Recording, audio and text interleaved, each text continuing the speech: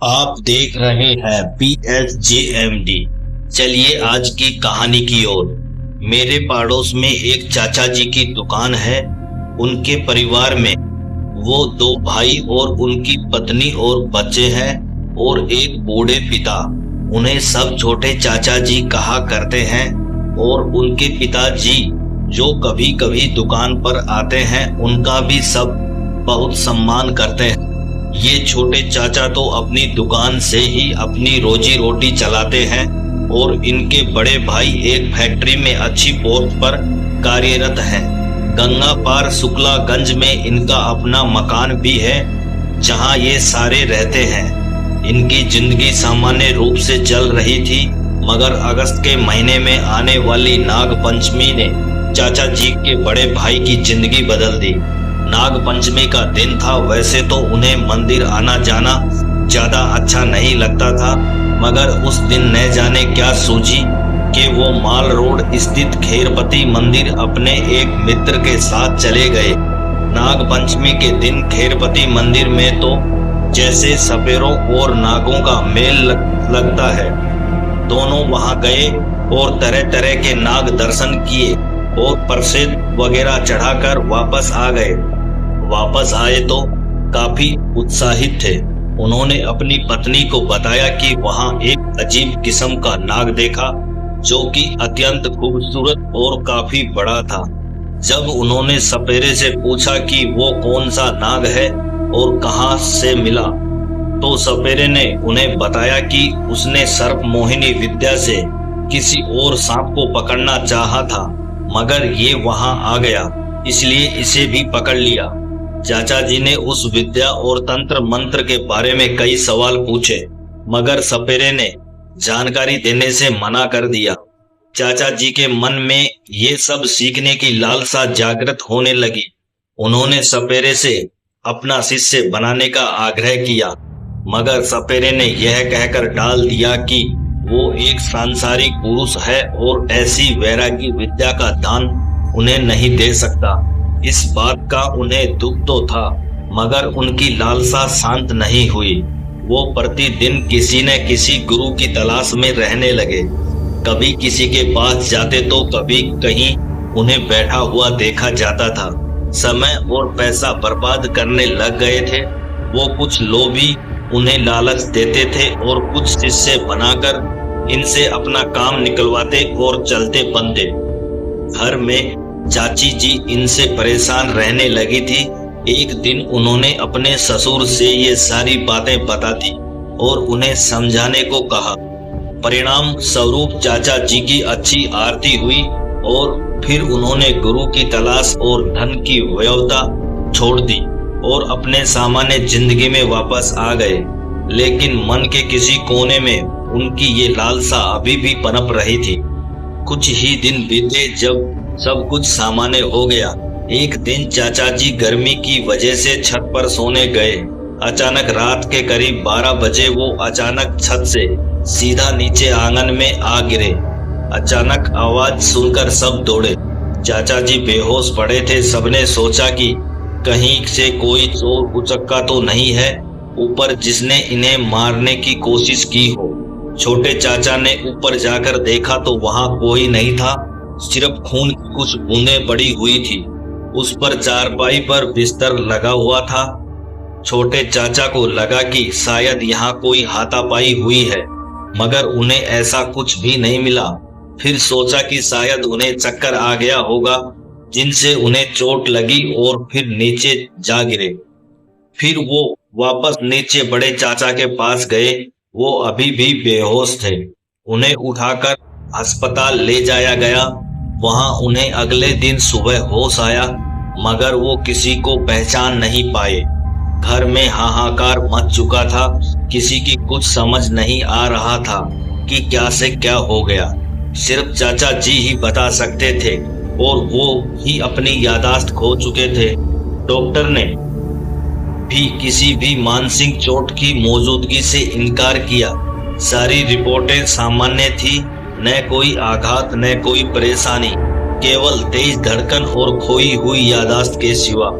खैर डॉक्टर ने उन्हें घर ले जाकर आराम करने की सलाह दी सो छोटे चाचा जी ने किया। वो घर पर आ गए चुपचाप, बस एक कमरे में पड़े रहते, न किसी से कुछ बोल रहे थे न किसी से बातें कर रहे थे। दिन भर तो उन्होंने आराम किया, मगर जैसे ही रात के 12 बजे वो अचानक चिल्ला पड़े, माफ कर दो बाबा, दोबारा नहीं होगा, माफ कर दो बाबा।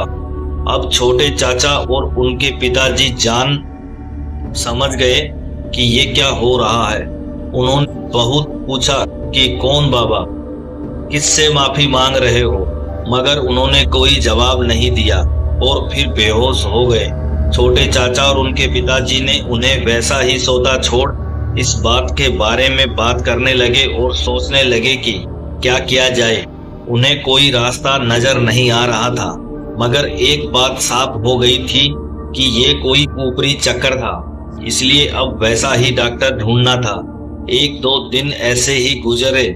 सारे दिन चाचा जी आराम से रहते और रात को माफी मांगने लगते और इस तरह से चिल्लाते जैसे कोई उन्हें मार रहा हो।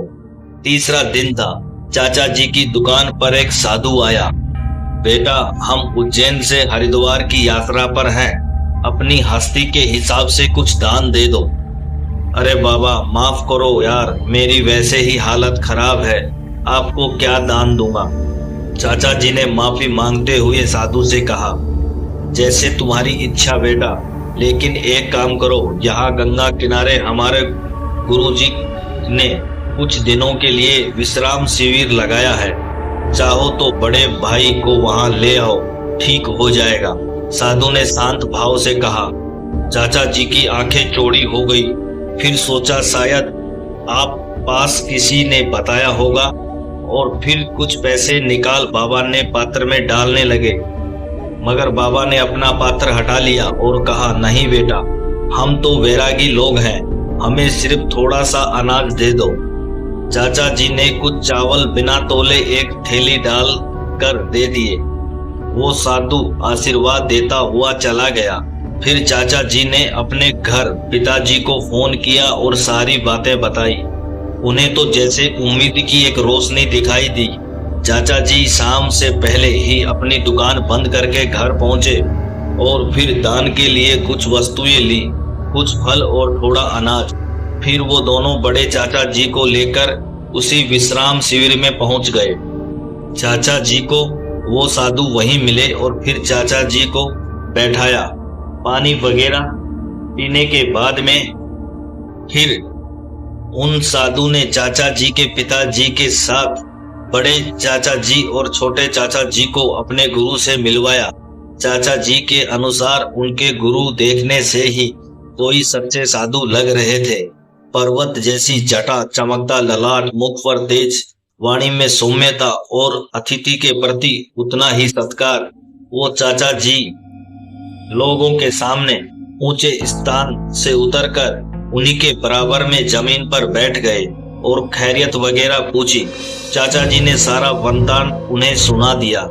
सब कुछ अच्छी तरह सुनने के बाद उन्होंने चाचा जी के पिताजी से कहा, जो कुछ ये हुआ ये तो नादानी से हुआ है। आप बस इतना कीजिएगा कि आज तो शनिवार है, सोमवार को सेतु पुल के नीचे एक दिया, एक जोड़ी खड़ाऊ, एक लंगोट, एक चिलम और कुछ फूल और सफेद बर्फी लेकर चढ़ा देना और माफी मांगते हुए कहना कि महाराज, ये तो एक नासमझ बालक है, इससे जो भी गलती हुई क्षमा कर दीजिए और अपना भोग लेकर हम पर कृपा कीजिए, ऐसा ये दोबारा नहीं करेगा। और ये काम सिर्फ आप करना, अपने लड़के को मत भेजना, ठीक है? और कोई कितनी भी आवाज दे पीछे मुड़कर मत देखना, न आते वक्त न जाते वक्त। बाबा, आपकी बात समझ तो आ गई, मगर ऐसा क्या हुआ इसके साथ? इससे इसी कौन सी गलती हो गई? चाचा जी के पिता ने हाथ जोड़कर साधु महाराज से पूछा। बालक बुद्धि है, एक किताब से पढ़कर बड़ी शक्ति को रक्त भोग देकर सिद्ध करना चाह रहा था, वो भी गंगा किनारे। न अपनी कोई सुरक्षा की और न ही घटवार शक्ति की आज्ञा ली। वो शक्ति तो इसके पास नहीं आई, लेकिन घटवार ने इस चेष्टा के लिए इसे दंड दिया, इसलिए क्षमा मांग कर जब ये ठीक हो जाए तो इसे समझा देना कि ऐसा ना करे। साधु बाबा ने सौम्यता के साथ ये बात समझाई। सारी बात समझ चुके थे दोनों ने साधु बाबा को प्रणाम किया और दान में जो वस्तु लाए थे वो बड़े चाचा जी के हाथ से साधु बाबा को दिया और गंगा स्नान करके घर ले आए। अगले ही सोमवार को चाचा जी के पिताजी ने घटवार बाबा से क्षमा याचना की और शाम होते होते बड़े चाचा जी ठीक हो गए। करीब एक हफ्ते के अंदर वो सामान्य हो गए और अपनी नौकरी पर जाने लगे। सब कुछ सामान्य होने के बाद चाचा जी ने इस बात में न उलझते हुए सबसे माफी मांगी और दोबारा ऐसा न करने की कसम खाई। इसी के साथ कहानी